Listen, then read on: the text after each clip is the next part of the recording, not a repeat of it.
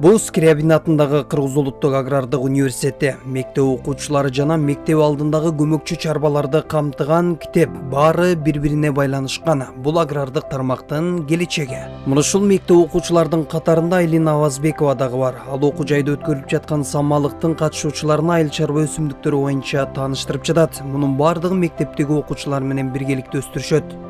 Мен болсо бул өсүмдүктөргө 6-класстан баштап кызыга баштадым. Анан кийин ошо бүгүн болсо бул жака топтогон билимдеримди көрсөткөнгө келдим. Мисалы ушуларды мен үйдө көп өстүрдүм. Көп өлүп калгандар да болду. Группа боюнча ошентип кичинекей өсүмдүктөрдү өстүрүп чыктык. Булардын болсо кичинекей уруктардан баштап 5-6 күндө болсо кичинекей чоп болуп чыгат. Биз аларды болсо суу куюп күндө ошентип карап турушубуз керек. Көп керүктөр өлүп калгандар да болот. Ошондуктан бир нече жолу жасап көрдүк. Булардын ар бирин болсо өзүбүзгө кам көрүп мелим төгүп өстүрүшүбүз керек. Мисалы бул болсо ар бирине болсо жер семирткичтер салабыз. Алар болсо ошентип жакшы өсүп чыгышат. Ар бирин болсо атайын көңүл бурушубуз керек. Мисалы бул жөнөкөй помидор. Буларды болсо тамакка же томатка кошо алабыз. Помидор черилерди болсо биз болсо ар кандай салаттарга кошобуз. Ал эми болсо бул жөнөкөй чоң бишкек сорт помидор. Булар болсо уруктары аз болгондугу менен чоң жана дамдуу болуп өсүп чыгат. Мисалы жана биз болсо жалаң гана помидор эмес, капустаны да өстүрөбүз. Бул түстүү капуста. Булардын болсо өзү даамдуу жана жумшак болот. Уруктары 400дөн 600гө чейин чыгат. Ушундай көп. Биз болсо базардан алганда болсо дыйкандар болсо өздөрү биринчи тезирээк соода алыш үчүн ар кандай химияларды кошушат. Биз болсо буларды өзүбүз өстүрүп, өзүбүз табигый катары өстүрөбүз. Эч кандай химия кошулбайт. Окуучулардын чакан чарбачылыгы менен таанышып жаткан агрардык окуу жайдын мугалими Кызайым Эргешеванын айтымында мындай көрсөткүч мектеп үчүн дагы окуучулар үчүн дагы чоң жетишкендик экенин белгилейт. Эң жакшы өстүрүштүр. Эми ошол өзүм ойлойм да. Мен жашылча боюнча сабак бергендиктен жашылча бул адамдардын организмине эң керектүү арзан тамак аш десек да болот.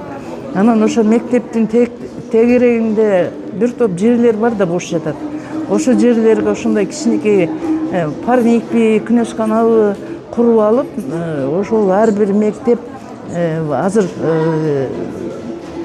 бизден 4 чеби тамак беришет да. Ошол тамагына мисалы үчүн шпинат деген бар, руккола деген бар, укроп, кинза ушуларды өстүрүп туруп салат кылып балдарга берсе, алардын курамында эң көп минералдык заттар бар, витаминдер бар. Мисалы үчүн шпинатта азыркы кезде аз кандуулук көп болуп атпайбы? Ошо шпинатта темир бар. Темир бул аз кандуулукту жоюучу минералдык заттар. Биринчиден мектепке пайда болуп атат. Экинчиден ошо балдар ошо жаш жагынан ушул өсүмдүктөрдүн биологиясын билип, өстүрүүсүн билип, кийин бизге мисалы үчүн аграрныйга келгенде абдан жакшы дагы көбүрөөк кызыгып, эң жакшы окуп, жакшы адис боло алат деп ойлойм да. Мектеп алдындагы көмөкчү чарбаларга көмөккө келген эмгектин жаралышы дагы жөн жерден эмес. Анын бирден бир себеби Жети Дубандагы мектептерде түзүлгөн иримдерге 1500дөн ашуун бала тартылып, анын жыйынтыгынан улам ушундай жетишкендик орун алып жаткандыгы ырас. Биз бул китепте буюрса ошол мектеп ичинде ички багбанчылык, анын ичинде багбанчылык сырлары, күнөскана иштетүүнүн методикаларын жана анын сырларын ачып бергенге аракет кылдык. Мен ойлойм, мындан ары муну биздин мектептер алып ишмердүүлүгүндө колдонот деген жакшы ниеттемин. Анын ичинде жаш турист, жаш эколог, жаш геолог, спорттук ориентация, мектеп музей активисттери, адабий аймактануу жана башка көптөгөн иримдерибиз бар. Бул иримдердин баары акысыз. Ата-энелер, окуучулар бизге байланышып, келип, жазылып, тарбия билим алса болот. Биз ошондой эле ар ишемби күндөрү, дем алыш күндөрү балдардын тоолорго, саякаттарга чыгарып, ошол жерде алган билимдерин практика жүзүндө бышыктоосуна, туристтик маданияттын калыптануусуна, ошондой эле мектеп ичинде жана көчө ичинде экологиялык маданиятын калыптандыруусуна багыттап иш алып баруудабыз. Өлкө аймагында окуу жылы аяктап калганына карабай, мектеп алдындагы көмөкчү чарба, багбанчылык жана күнөскана ишмердүүлүгү аталышындагы усулдук колдомону билим берүү мекемелерине жайылтуу аркылуу мугалимдердин жана кошумча билим берүү адистеринин практикалык компетенцияларын өнүктүрүү, мектептерде көмөкчү чарбаларды уюштуруунун заманбап моделдерин тааныштыруу жана экологиялык билим берүүнүн сапатын жогорулатуу болуп саналат. Ушул колдонмону иштеп чыгууда биз Бириккен Улуттар уюмунун дүйнөлүк азык-түлүк программасы менен анан эл аралык гуманитардык уюм, ошондой эле Агартуу министрлиги, Кыргыз билим берүү академиясы жана Скрабин атындагы Кыргыз улуттук агрардык университети менен тыгыз иш алып бардык. Жыйынтыгында ушундай 200 беттик мугалимдер үчүн эмгек чыгып атат. Бул эмгектин ичинде жалпы эле багбанчылык, күнөскана, андан тышкары ички багбанчылык, мектептеги сабактар менен интеграциялоо STEM багытында иш алып баруу максатында иштелип чыккан эмгек.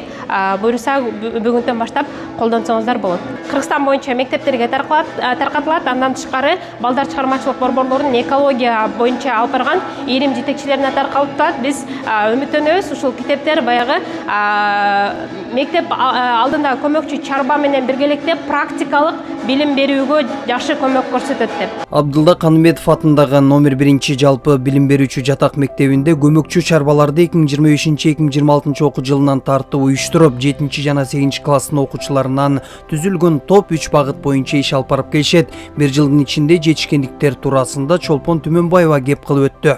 Гидропоникадан баштадык. Гидропоника бул буудайдын көк ширеси. Буудай сатып алып, аны өндүрүүнүн жолдорун, аны кандай кылыш керек, биринчи эмнеден башташ керек, кадам сайын ошол иштерге жетиштик. Аны жууп алып, тазалап, 3 күн коюп, жылуу жерге коюп, андан кийин суусун алмаштырып, андан кийин аны жаябыз. Атайын идиштерге жайып туруп, анан күнүгө көзөмөл кылып турабыз. Ага суу берип турабыз, суу чачып турабыз.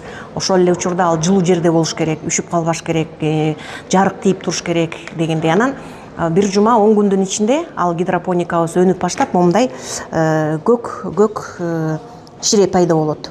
Бул бир карыш 13-15 сантиметрге жеткенде биз аны кыркып алабыз дагы, анан атайын өткөргүчтөн өткөрүп, момундай ширелерди даяр болот. Бул шире, бул жерде 30 миллиграмм. Бул эртең менен ачкарын ичсе, абдан ден соолукка пайдалуу. Бул ширеде 92 элемент бар экен. Мунун 75% хлорофилл болот экен. Хлорофилл деген бул жашыл масса. Бул ички органдарды тазалайт, ден соолукка абдан пайдалуу. Бул көк ширенин ичинде макро, микро элементтер, ошол денедеги уулуу заттарды тазалоочу касиетке ээ экен. Анан бул буудай 2-3 жолу кыркып алганга болот. Үчүнчүсүндө кыркып алгандан кийин биз ал калган калдыгын, буудайдын калдыгын биогумуска жумшайбыз. Бул биздин ошол иримдин экинчи багыты биогумус. Бул жанагы